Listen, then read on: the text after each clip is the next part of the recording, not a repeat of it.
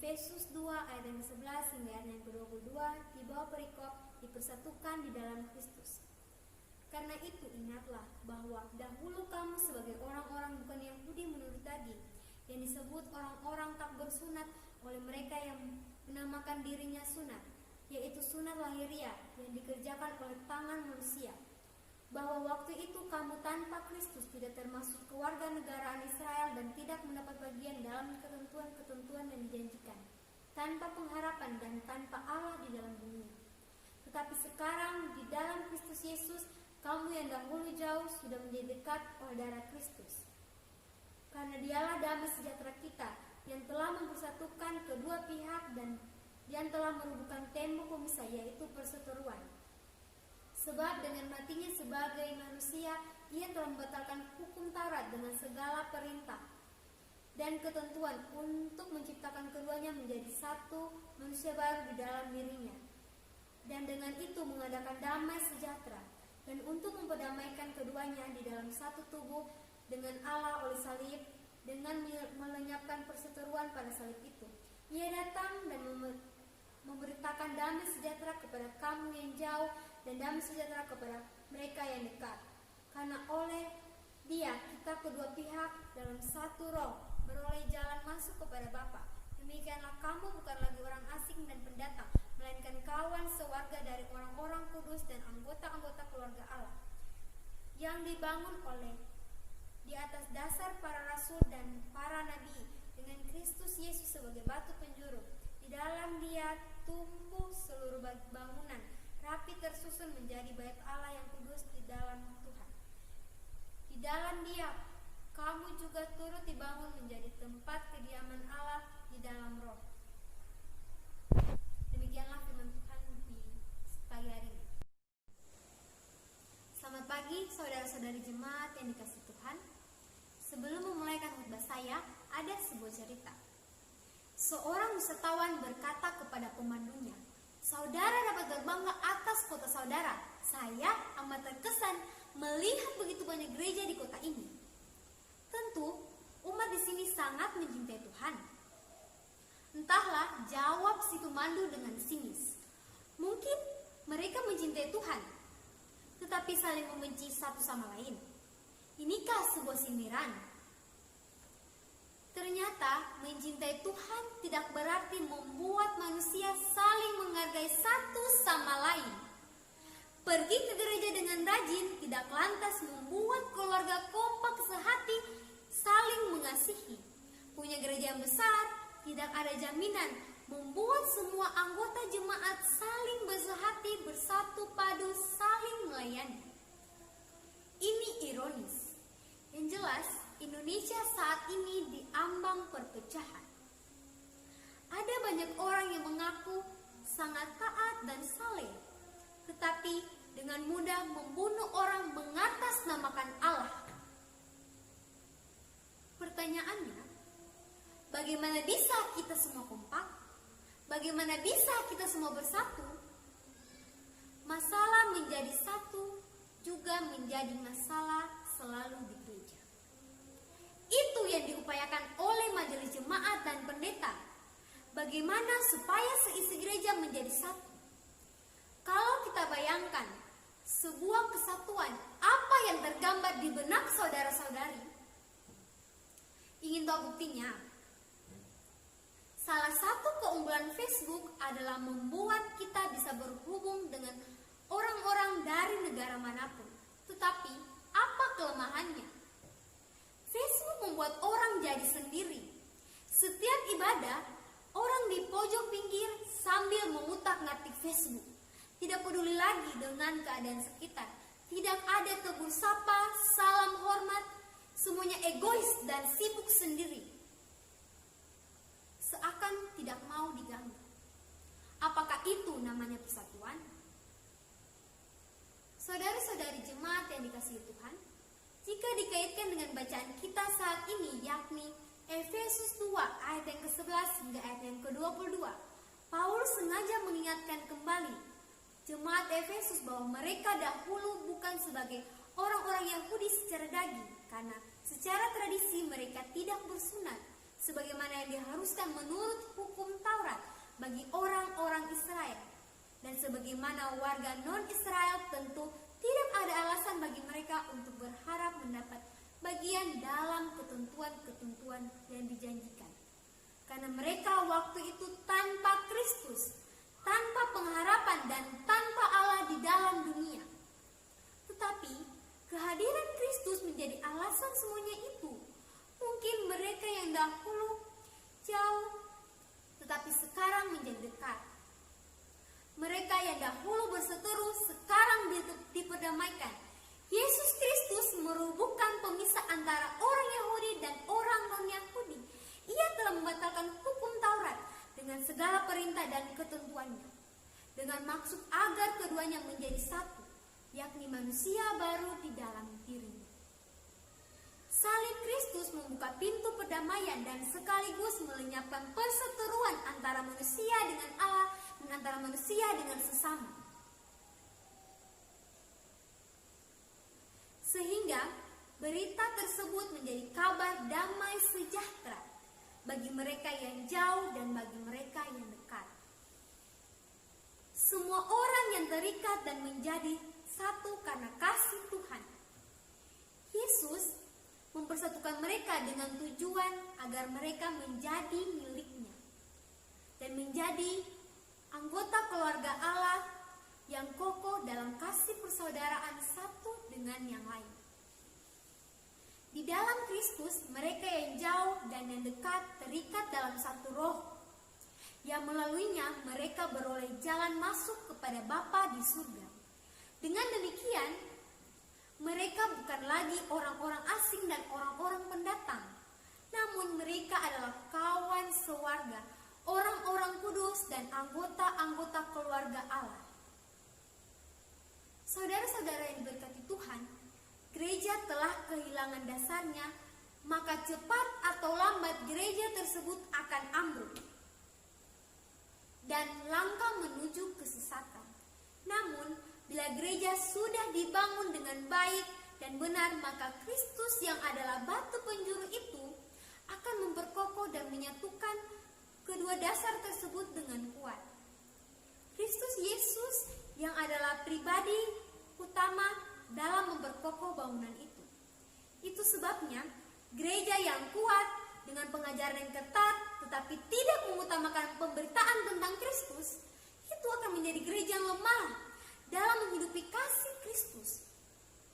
Tetapi bila Kristus menjadi fokus dan ketentuan utama di dalam gereja, menjadi seluruh bangunan rapi dan menjadi bait Allah yang kudus, tumbuh menjadi satu bangunan sebagai tempat kediaman Allah di dalam roh. Bila Allah ada di dalam hidup orang percaya, maka kehidupan orang percaya menjadi limpah dan menyenangkan. Kenapa firman Tuhan mengingatkan kita untuk bersatu? Setiap persoalan punya potensi ribut. Entahlah ribut soal uang, ribut soal keluarga, ribut soal program, ribut soal gereja, dan lain-lain. Sama juga seperti jemaat Efesus, salah satu hal yang selalu bikin ribut adalah orang Kristen dan orang Kristen non-Yahudi. Yang tadinya Yahudi, mereka merasa diri mereka paling dekat dengan Tuhan. Yang bukan Yahudi jadi eneng untuk bergaul dengan mereka dalam kondisi ingin keluar dari gereja. Karena mereka merasa tidak punya alasan lagi. Kalau saya ditolak, untuk apa saya ke gereja? Paulus mengatakan bukan itu alasannya. Kita bergereja dan rajin ke gereja seharusnya bukan karena kita orang Yahudi atau karena kita orang non-Yahudi. Kita ke gereja bukan karena keluarga atau karena tidak enak dengan teman atau lain-lain sebagainya. Kalau itu alasannya, kita bisa saja ribut. Bagaimana seorang tahu bahwa dia adalah orang Kristen sejati? Orang Kristen sejati tidak hanya dilihat dari kehadiran dia di gereja, melakukan aktivitas-aktivitas pelayanan di gereja, atau karena dia seorang hamba Tuhan full time. Orang Kristen sejati adalah orang yang sudah dikeluarkan dari kematian dan ditebus oleh darah Kristus. Bukan itu saja, dia juga sudah diberikan satu visi untuk mengerti panggilan Tuhan di dalam hidupnya. Jadi, orang Kristen sejati adalah orang yang aktif karena dia tahu itu panggilan Tuhan dan dia tahu apa yang harus dikerjakan di hadapan Tuhan. Orang Kristen sejati bukan hanya ada di dalam gereja, tetapi di luar gereja pun dia sadar bahwa dia adalah umat tebusan Allah yang harus menjadi saksi Kristus. Kita diselamatkan untuk menjalankan pekerjaan baik yang sudah dipersiapkan Allah sebelumnya, dan dia mau kita hidup di dalamnya.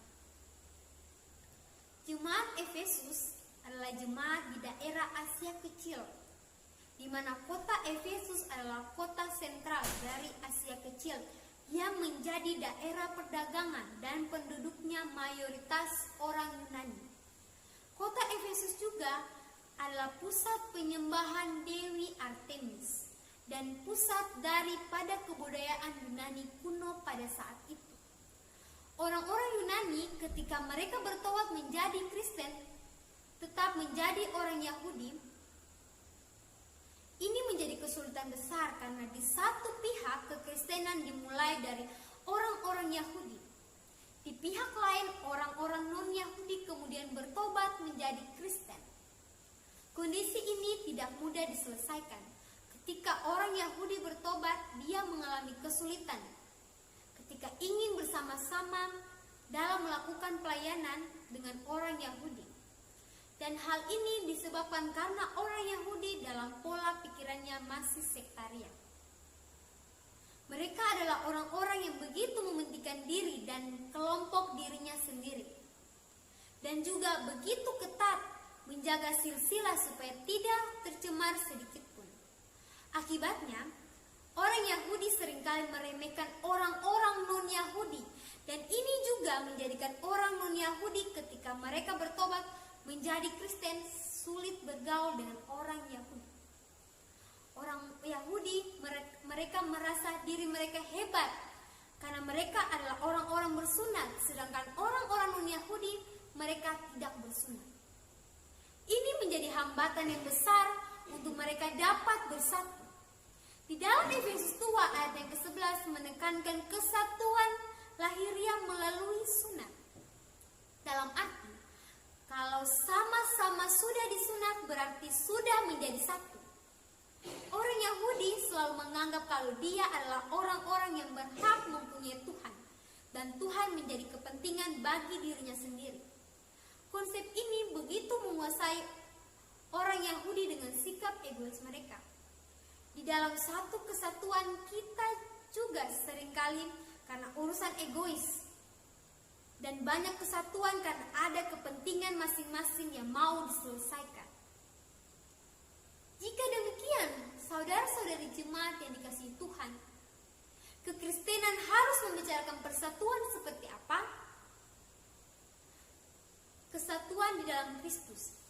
Jadi yang mempersatukan kita adalah jika setiap anggota mengarahkan pikiran kepada Kristus dan hanya menjalankan apa yang Kristus perintahkan. Ini kunci kita untuk bersatu. Tanpa mempedulikan di sebelah mana, anggota gereja mana, baju kita, kulit kita mungkin berbeda. Namun karena kita memandang kepada Kristus yang akan menimbulkan kesamaan gerak. Namun, di dalam perbedaan ini kita memiliki kesatuan yang indah. Kesatuan terjadi dalam waktu yang jauh dan waktu yang dekat, sama-sama mengarahkan diri kita kepada Kristus sebagai kepala. Kita perlu persekutuan, bukan saja dengan Tuhan, tetapi juga dengan sesama. Dengan persekutuan akan ada kekuatan untuk selalu bersama-sama dan melayani, saling membutuhkan dan bekerja bersama-sama dalam mencapai tujuan bersama. Saling merangkul untuk tetap menjadi satu kesatuan. Betapa pentingnya persekutuan bagi kita. Sebagai orang yang telah dipanggil dan ditebus oleh Allah, Allah memanggil kita untuk bersekutu dengan Dia di dalam roh dan dalam kebenaran. Allah juga memanggil kita untuk bersekutu dengan sesama orang-orang kudus-Nya. Persekutuan bukan hanya membawa kita dekat dengan sesama, tetapi membawa kita lebih dekat dengan Allah. Kehidupan yang penuh dengan damai sejahtera itu akan menjadi bagian kita kalau persatuan yang sejati itu terjadi. Kehidupan kita saat ini telah terjadi bencana, yakni virus corona yang terjadi di berbagai negara. Sekarang ini menjadi perbincangan utama di Indonesia, terlebihnya di kota tercinta kita, yaitu kota Ambon. Bagaimana kita dalam bencana ini untuk dapat bersatu? Kehidupan yang penuh damai sejahtera itu akan menjadi bagian kita kalau persatuan yang sejati itu terjadi. Bagaimana persatuan yang sejati itu terjadi dalam memerangi konteks corona sekarang ini? Saudara-saudari jemaat, di mana ada persatuan, di situ ada kemenangan. Yang seharusnya kita lakukan dalam konteks corona sekarang ini, yakni tetaplah bersatu.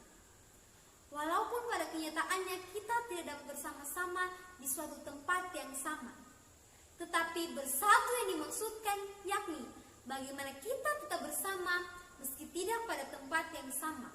Sederhananya, sehati dan sepikir untuk menyelesaikan suatu persoalan sama-sama seperti persoalan yang terjadi sekarang ini, yaitu persoalan corona. Wujud nyata kesatuan kita atau kebersamaan kita dalam memerangi konteks corona sekarang ini ialah dengan rajin mencuci tangan, bila keluar rumah diharuskan memakai masker, serta hindari kerumunan. Dengan demikian, kita telah menjaga kesatuan kita meski kita perlu bersama pada satu tempat yang sama, namun hati dan pikiran kita tetap untuk tujuan yang sama. Hendaknya kamu sehati sepikir dalam satu kasih, satu jiwa, satu tujuan. Filipi 2 ayat yang kedua. Hendaknya Tuhan Yesus memberkati kita semua.